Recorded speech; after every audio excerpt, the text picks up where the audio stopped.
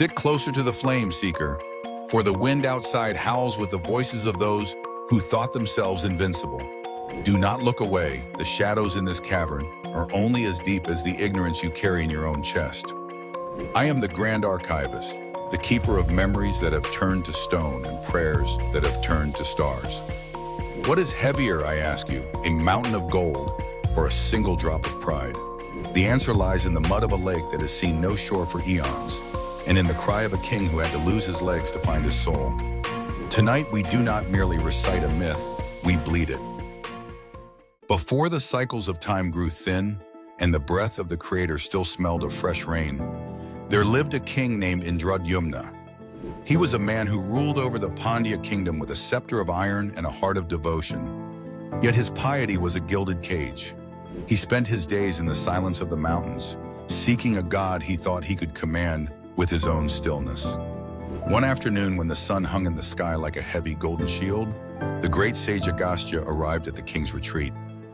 Agastya was a man whose anger could dry oceans and whose blessing could birth worlds. He stood at the entrance of the cave, his dusty robes smelling of travel and transcendence, waiting for the hospitality that is the law of the land. But the king remained seated. He believed his communion with the infinite was more important than the presence of the man standing before him. He treated the sage like a flickering shadow on the wall, a distraction to be ignored. You sit like a heavy beast, unmoving in your self-importance. The sage's voice thundered, shaking the very roots of the mountain.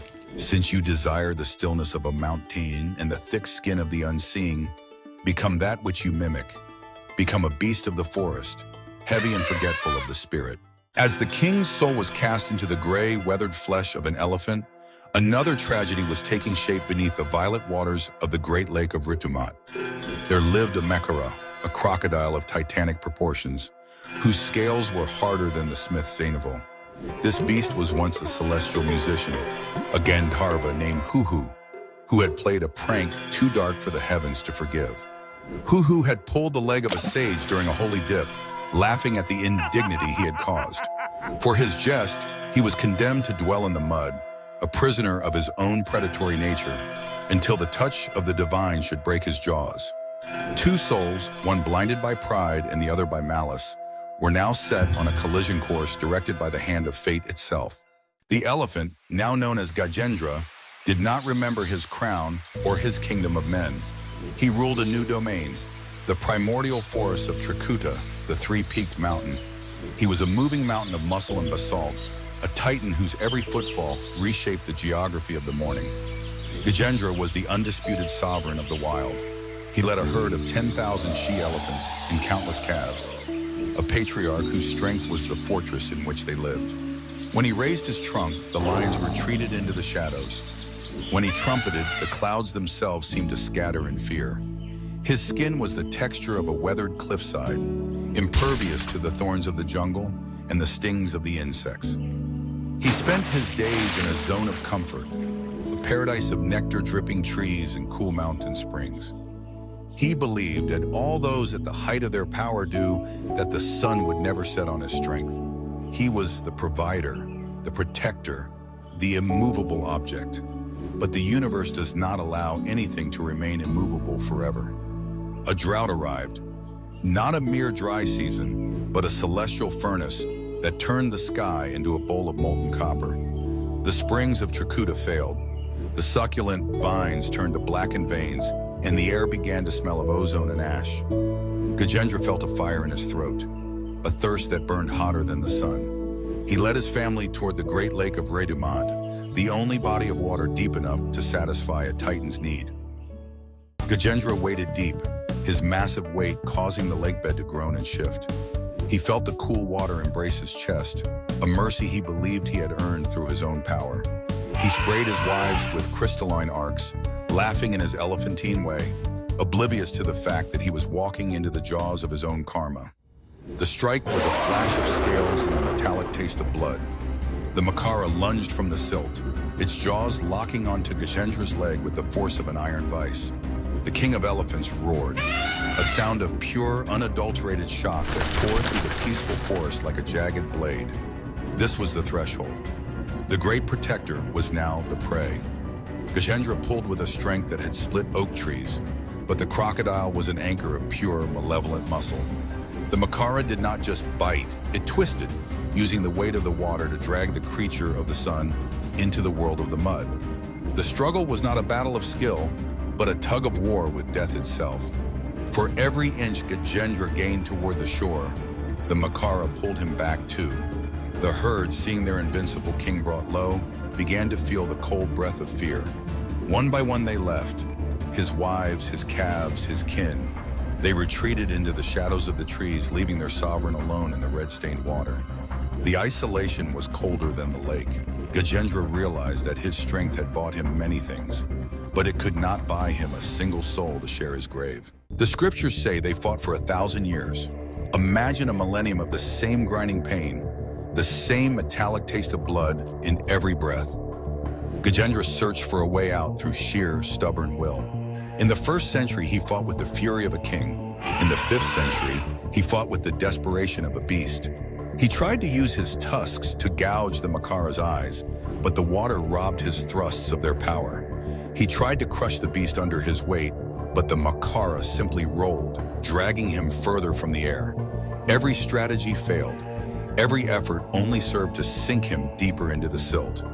The search for a physical solution ended in total exhaustion. His heart was a dying ember in a cage of cracked ribs. He looked at the crocodile, and for the first time, he did not see an enemy. He saw a mirror. They were both prisoners of their own nature, two spirits bound by the chains of their own past actions. This was the road of trials that led to the death of the ego. Gajendra had nothing left. He had no herd to command, no body to rely on, and no crown to wear. He was a fragment of consciousness suspended in a sea of pain. It was in this moment of absolute, terrifying nakedness that he finally found that which he had ignored in the cave of Indradyumna. He did not cry out for a hunter's spear. He did not scream for revenge. He reached back into the primordial memory of his soul, through the gray flesh of the elephant and the pride of the king, to a name that was the heartbeat of the universe. Narayana, he cried, not with his throat, but with the very core of his being. O Lord of the universe, O refuge of the helpless, I am nothing, I have nothing. I offer you this flower, and with it, the pride that led me to this mud. Accept me, for I have no other shore. The universe did not respond to his strength, it responded to his weakness. The find was not a weapon, but the admission of total insufficiency. In the moment Gajendra stopped trying to be the hero of his own story, the true hero appeared. The take was the end of the war. The divine disc entered the water, leaving a trail of steam and light in its wake. It did not strike with anger. It struck with the surgical precision of mercy. With a flash that blinded the forest, it severed the Makara's head from its body. But the price for Gajendra was the end of his life as he knew it. Vishnu reached down and grasped the elephant's trunk, not as a master to a beast, but as a savior to a friend. As he was pulled from the mud, the heavy basalt skin of the elephant began to peel away like a discarded garment. Gajendra did not return to the mountain of Trikuta to rule over another herd. He had taken the leap from the physical to the eternal. He was no longer a king of a fragment of land. He was a companion of the infinite. The war that had lasted 1,000 years was over in a heartbeat of grace. The return in this story is the homecoming of a soul that has wandered through millions of births. Gajendra looked down at the world of men and beasts, a world where he had suffered for so long. From this height, the mountain was a grain of sand and the lake was a single tear on the face of the earth. He was returning to the source of the water of life, where thirst is a forgotten word. The urgency of the race was over. The predator of time had lost its teeth. The water was no longer a tomb, but a mirror reflecting the face of God. The story ends, but the change is eternal. The elephant returned as a master of devotion. He is the proof that when you are at your absolute lowest, when the crocodile of your own past has its teeth in your soul, you are exactly where you need to be for a miracle to happen. You who listen to this, you are Gajendra. You are fighting a battle you cannot win with your hands. You are pulling against a mud that only gets thicker the more you struggle. Your crocodile might be your grief, your fear, or your own unyielding pride. Stop pulling, reach for the lotus.